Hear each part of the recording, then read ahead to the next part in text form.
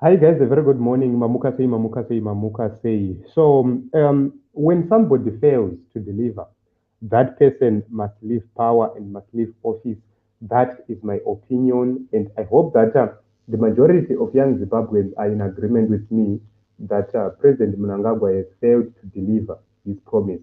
Because when he came, he promised a lot of things. But as a young person myself, I feel that he has failed to honor his promises. He has failed to deliver. Uh, there is nothing to show for us as young people. Let's get into this important story. Stay tuned.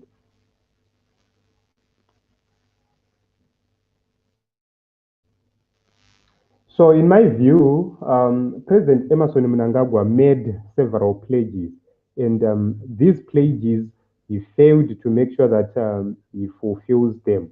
So, I'm going to deal with each and every pledge here, so that we get the conclusion of this matter without fear, without favor, or any bias. President Mnangagwa promised that he was going to deal with the issue of job creation. That was the first issue he pledged to do. He said he was going to intensively deal with the issue of job creation, and he failed to create jobs. People are still unemployed. The majority of our people are unemployed. Our young people no longer have anything to do in the ghettos. They are now resorting to the use of drugs. They are taking drugs each and every day. And you can actually see that that promise, he never fulfilled it. And he said that if he fails to fulfill these pledges, there was no need for him to have another mandate from 2023 to 2028. So, basing on this pledge, he failed to deliver. So, in his own words, he said that he was going to make sure that he was going to deal with the issue of agriculture, to deal with the issue of mining, tourism, so that he creates new jobs. But let's go to agriculture. The command agriculture itself is a flop. Command agriculture itself is a fraud. It has failed to deliver anything. If you go on to the issue of mining, we've seen the sprouting of illegal mining, which is now happening. Where Makorokoza were benefiting, they were closed. My mines, angari kunana Kadoma, vana Empress Mines, etc. There were a lot of activity which was happening there, but it was closed. So in the tourism industry, there is nothing for me to see, so that we can point it to say president is doing A, B, C, D in the tourism industry. We have seen a massive decline in terms of the revenue from the tourism industry. It shows that there are no jobs which are being created to that effect. Let's get to second issue. He said that he was going to have a zero tolerance to corruption. And honestly speaking, my view is that there is massive tolerance to corruption right now. Why? Corrupt people are being rewarded. We have people like Priskam Fumira implicated by the Auditor's General report. She is working scot-free. We don't have any meaningful conviction by Zach at this moment, at this juncture. Zach was denied the powers to arrest people, which means they cannot deal with the corrupt elements on their own. They were denied an opportunity to prosecute the criminals or the corrupt people. Because Zach was saying we need to arrest, we need to have an opportunity to do our own prosecution on these thieves, on these corrupt people. It was turned down, it was declined.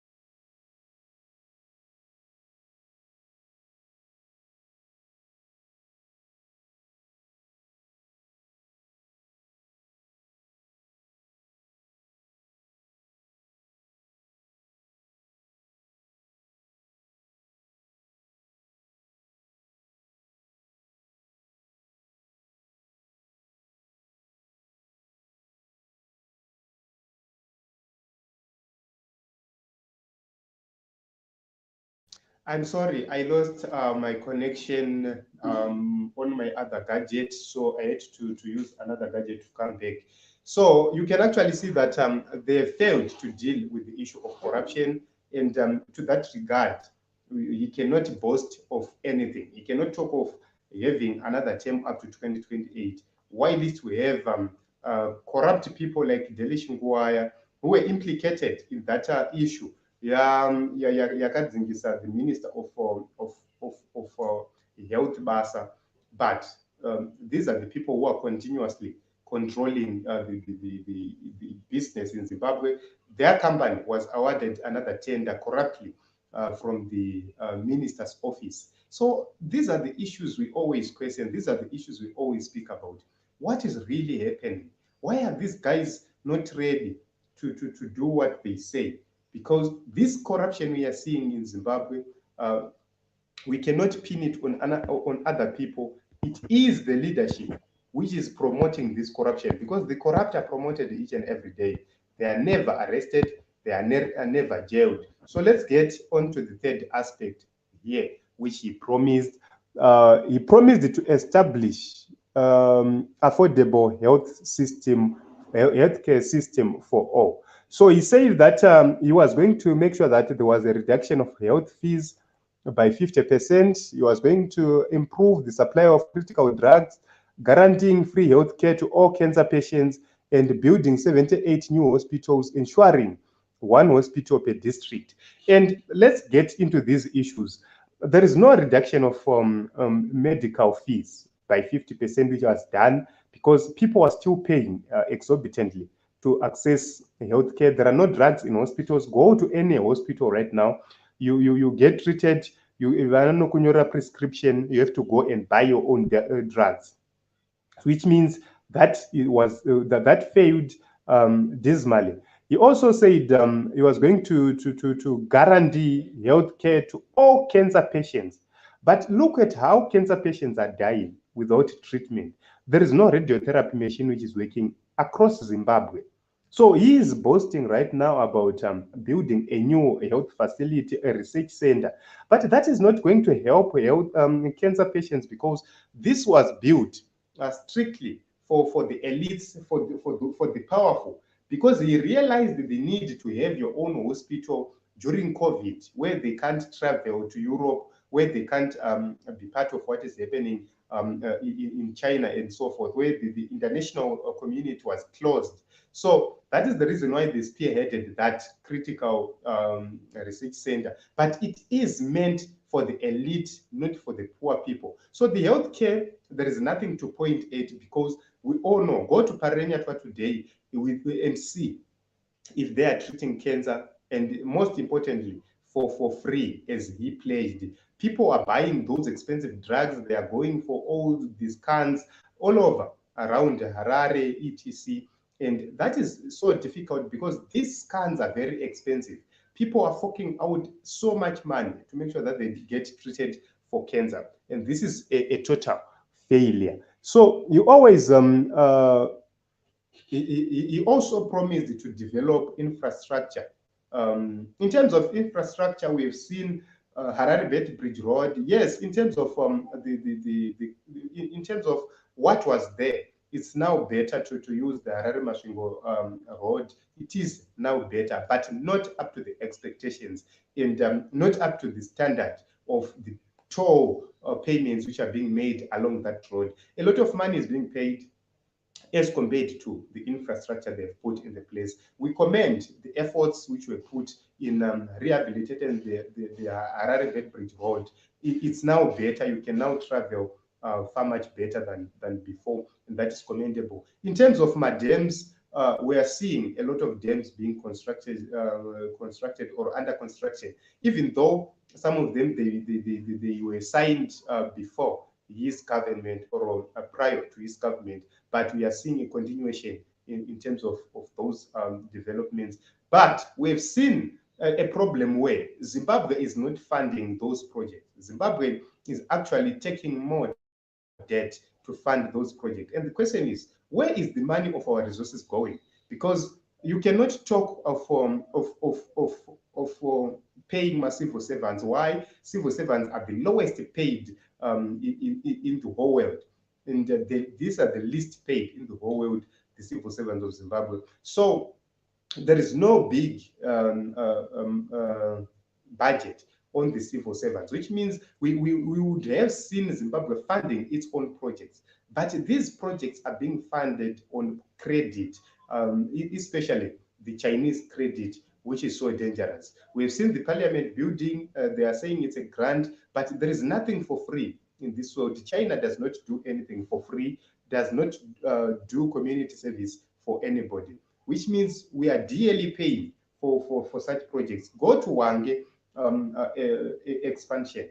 You can actually see that what China is doing there is something which is very questionable, because how are we going to pay all those debts which are being accumulated there? So these are the issues he promised. Let's go to the last point he promised. He promised to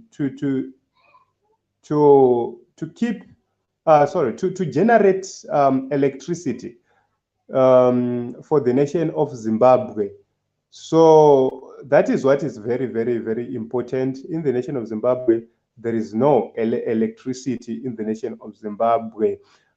We are experiencing load shedding, which is destroying the small businesses, because a lot of people right now are working online. And if there is no electricity, it means they cannot connect to everybody to make sure that they continue doing whatever they want to do. Fuel is now expensive, which means the generator cannot be relied on. And some systems, they don't work perfectly on solar, because what we have right now, to have a very big solar, it's very expensive. And you can actually see that solar is not an option to most companies right now. So they need either generator, but the fuel is so expensive, and there is massive load shedding at ZESA, which means this is also another problem, where the promises are not being met, where there are no prospects that he is going to meet these promises. And we cannot give him another mandate from 2023 to 2028, because there is no clear plan or a clear strategy to make sure that we are going to have stable electricity production in the nation of Zimbabwe. We have seen people like Wikno Chivayo, the Gwanda solar project is still stuck. Nothing is happening there. So there is a lot of issues around all those issues. We have seen bureaucracy in terms of giving my licenses to individuals or of power generation. You have to go through a lot. We have seen the power project. It has failed to deliver anything. There is nothing we are getting from that power project, after millions, if not billions, were used in that area. So these are you wasted funds, and this project was given to a questionable character in that regard. So you can actually see that this is a problem. He has failed to deliver. He has failed to honor his promises. So the last but not least point here he raised is that generate unprecedented educational and employment opportunities for our youths. He said developing empowerment programs such as youth business hubs, fostering youth ownership and control of resources, establishing quotas for allocation of stands and houses, and mentorship and training programs. And let's look critically on this issue. First point, he says developing empowerment programs such as youth business hubs. So President Mnangagwa has developed what he calls Women for ED. He has developed what he calls Men Believed. These are the hubs he has developed. And these are specific organized or hubs which are targeting only the elite ZANU-PF people. A lot of people, a lot of young people are not benefiting from these hubs. We have not seen inclusive hubs being put in place, being financed, being maintained, or being supported. Go to Empower Bank. You are a 22-year-old, you have just left university, and you have your ideas. You will not get a loan. Why? Your father is poor and has never owned his tent. So there is nothing he's going to offer you as collateral to empower bank. And there is nothing government is doing to make sure that they empower young people with ideas. So for an example, I have been looking for financing for a free energy project which I'm working on. Where are those hubs for people like us? There are no hubs like us. So we are working on our own funding, our own activities. And sometimes you need something which is critical, which needs critical funding, but nobody is there to assist or to make sure that there is that provision. You always talk about fostering youth ownership and control of resources, but myself, I have not seen anything happening. Only ZANU-PF elite youth are benefiting, the likes of Wanapassion Java and so forth. These are the people who are actually benefiting or actually owning anything. So where are the stands for young people? There are none. Where are the title deeds for young people? There are none. Where are the farms for young people? There are none. So the question is, how are you going to foster ownership of resources by the young people? Because if we talk about mining, I have seen a lot of people coming on social media speaking about mining, mining in mari. But in my view, I believe that this is so wrong to and misleading to the people of Zimbabwe. Why? Go to the Ministry of Mines right now. You will see that it's difficult for you to get that mining license. It's very difficult. Mines are being grabbed. Several mines are being grabbed by very powerful people. A lot is happening under the closed doors. So these are the issues we always raise. How are you empowering the young people when only the young people from your family and your political party are benefiting? And if somebody comes from a different political party or is not connected to the elite, that person is not benefiting anything. So that is questionable and shows that he has failed to honor his promise. So the last points here he made were that he spoke of allocation of stands and houses and mentorship and training programs. We have not seen allocation of those stands up to this age. We have money to pay for stands, but we don't have stands. Why? We have been on the waiting list for I don't know how many years. Myself, I can pay for a stand on my own, but there are no stands, credible stands to pay. You have to go through my land barons, my organization. They've created various cooperatives which are being run by land barons. And if you go to some cooperatives, these are the cooperatives and so forth. No arrests were made and no convictions were made. And you can actually see that he has failed to honor that promise to make sure that the youth are going to have to access to stands, residential stands per se. So if you are not ZANU-PF, you benefit nothing. Even if you are ZANU-PF and you are not popular, you don't benefit much. So I think I've tried to explain how President Mnangagwa has failed to honor his own promises or his own pledge. So let me read what he said just below. He said that keep this pledge card and make sure that we keep our promises. So I kept this pledge card myself, and I am asking, Mr. President, what went wrong? Why is it that you failed to fulfill your pledges? So sometimes we don't just criticize for the sake of criticizing, but we need people who fulfill what they have promised. If you are not going to do it, don't promise. Don't tell us that you are going to do what you know very well that you won't be able to do. Right now, they blame on Nelson Chamisa, they blame sanctions, they blame all sorts of things, but there is massive looting, there is massive incompetency, there is massive plundering of our resources. Go to the report which is there, the Mazoe report, recent report in terms of minerals. You can actually see that Zimbabwe is being eaten underneath. Vanhu vasiri kuona nyika tichangowirwa nenyika nyika yowira pasi vanoshaura chichiri kuitika because they are eating everything from below. So Team Zimbabwe, thank you very much for coming. Thank you very much for your support. Thank you very much for being here. Kuri kuitikwa kanyaya yekuti chinocheka the voters roll for the purposes of delimitation. Ngatingoendai from 17 to 26 July. You can go to your polling station and check whether your details are correct and whether you are in the voters roll. Alternatively, if you are like in Bulawayo and you are voting in Mtare, you can use *265# on all network platforms in the nation of Zimbabwe, and you will be able to check. Or alternatively, let's say you are in South Africa, but you still want to check. You cannot just travel to Zimbabwe for that.